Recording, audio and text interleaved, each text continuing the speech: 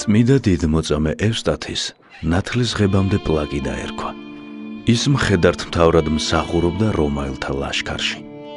პლაკიდა ისეთი ახოვანი მეომარი იყო, რომ მტრებს მისი სახელის გაგონებაც კი შიშის ზარს სცემდა. ხალხში კი კეთილი გულით გამოირჩეოდა, მშივრებს აჭმევდა, ასმევდა და გაჭირვებულებს ეხმარებოდა. მოცალეობის ჟამს პლაკიდას ნადირობა უყვარდა.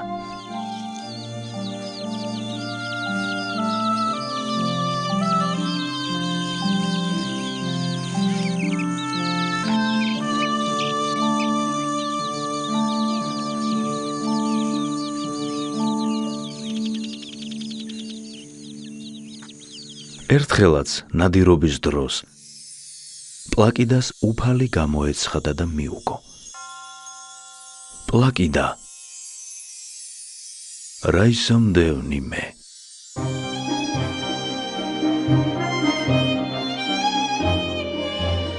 შეშინებულმა პლაკიდამ ჰკითხა, თუ ვინ არის ის და მას განეცხადა, თუ ვინ იყო იესო ქრისტე. როგორ განკაცდა ადამიანთა ცოდვათა გამოხსნისთვის.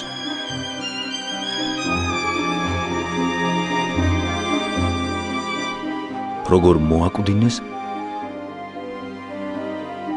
და როგორ აღსდგა მესამე დღეს და დათრგუნა სიკვდილი. პლაკიდა მწრფელი გულით ირწმუნა ყოველივე და ნეტარს კვლავ ჩაესმა ხმა და ნათლის ღებით განწმენდა უბრძანა.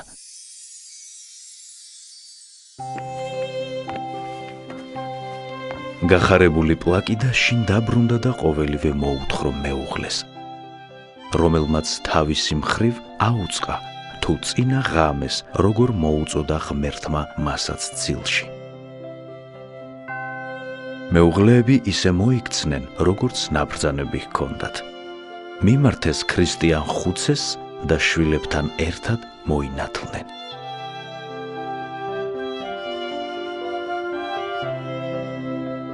მომდევნო დღეს ევსტათიმ მხურვალე ლოცვით მადლობა შესწირა უფალს.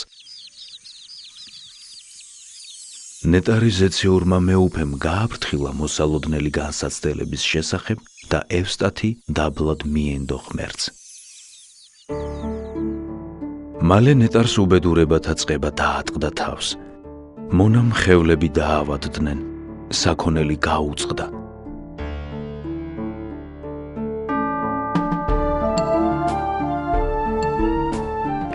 გაღატაკებულმა, მაგრამ სულით მდიდარმა ევსტათიმ ოჯახთან ერთად ფარულად დატოვა მშობლიური სახლი, რომ უცხოობაში სიმდაბლითა და სიგლახაკით ეცხოვრა. ისინი ხომალდზე ავიდნენ და ეგვიპტისკენ გაეშურნენ. გზაში გემის პატრონი მოიხიბლა ევსტათის მეუღლის თეოფისტიას მშვენიერებით.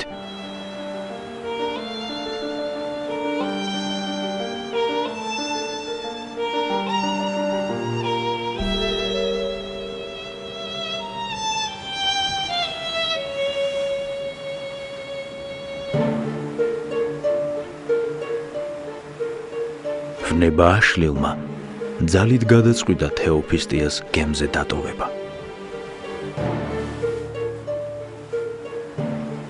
ევსტათი არ მოელოდა ასეთ უეცარ გადაწყვეტილებას და ვერაფერი მოიმოქმედა მეუღლის გადასარჩენად.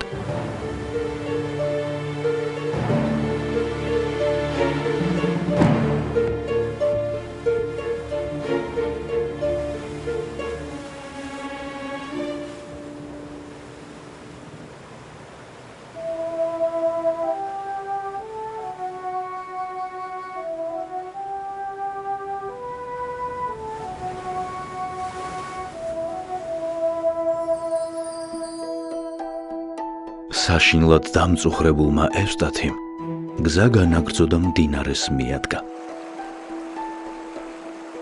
რომლის გადალახვაც ორივე ყმით შეუძლებელი იყო. მან ჯერ ერთი ძე შეისვა მხარზე და ფონს გაიყვანა. შემდეგ მეორესთან გამობრუნდა, მაგრამ იხილა, რომ ყმა ლომს მოეტაცებინა და უდაბნოსკენ მიარბენინებდა. ვერც მეორე ნაპირზე დატოვებული შვილი შეინარჩუნა წმიდანმა, რადგან ის გელმა ტყეში გაიტაცა.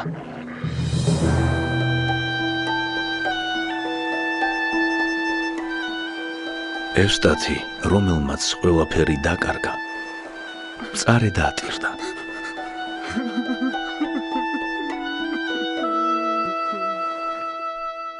მაგრამ მტკიცედ სწამდა, რომ ეს ყველაფერი ღვთის განგებულებით ხდებოდა.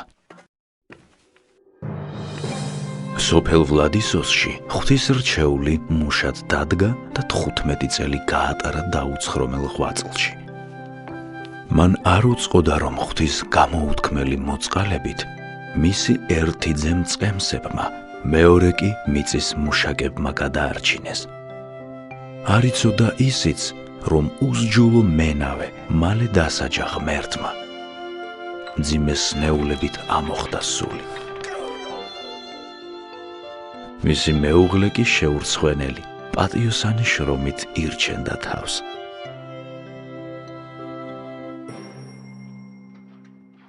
ამ ხანებში იმპერატორ ტრაიანეს ბრძოლის დაწყება მოუხდა. მას მოაგონდა მხედართმთავარი და პლაკიდას მოსაძებნად მისი მეგობრები გაგზავნა.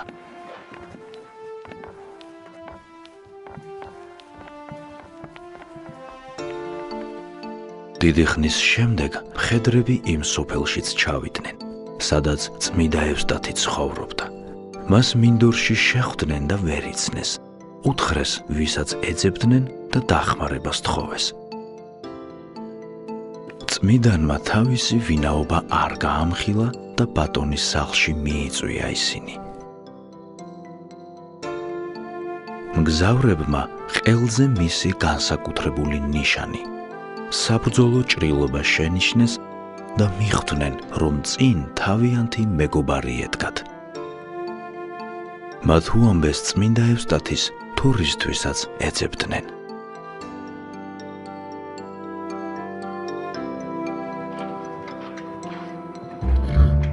ღვთის განგებულებით ევსტათი რომში დაბრუნდა და კვლავ იმპერატორის მხედართმთავარი გახდა.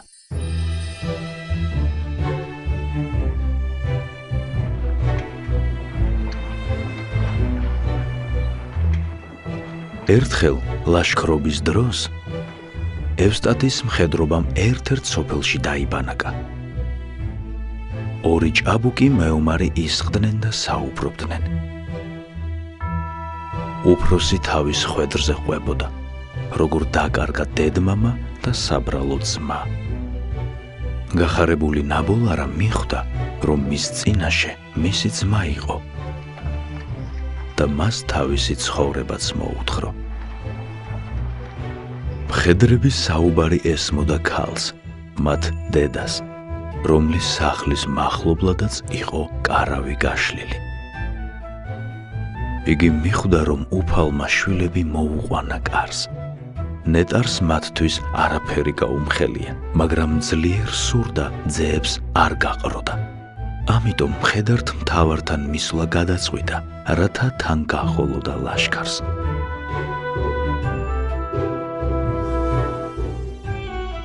მან იცნო თავისი მეუღლე და მოუთხრა საკუთარი თავისა და იმ ორი მეომრის შესახებ, რომლებიც მისი ვაჟები აღმოჩნდნენ.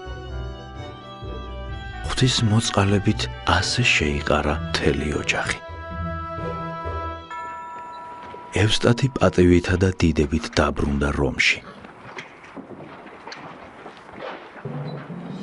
გარდაცვლილი იმპერატორის ტრაიანეს ნაცვლად ტახტზე ასულმა ადრიანემ გადაწყვიტა მომხდარი ღირსშესანიშნავი მოვლენა საზეიმო მსხვერპლშეწირვით აღენიშნა.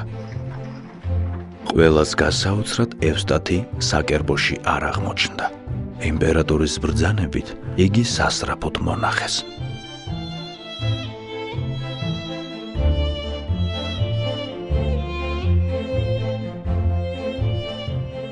ევსტათი მუშიშრად აღიარა, რომ ქრისტიანი იყო.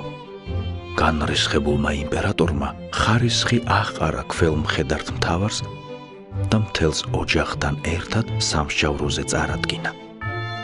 ევსტათი, თეოფისტია, აღაპი და თეოფისტე ხეცებს მიუყარეს დასაგლეჯად.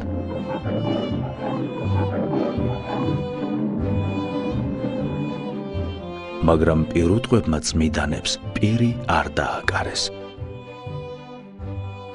მაშინ გამხეცებულმა იმპერატორმა განკარგულება გასცა. მთელი ოჯახი გახურებულ სპილენძის ხარში შეესხათ.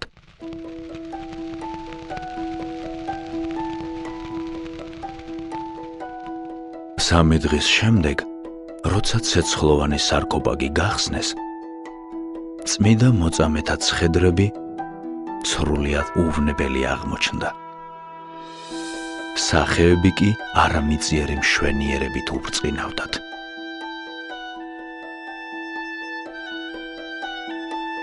ამ სასწაულის მრავალმა მხილველმა ირწმუნა ქრისტე.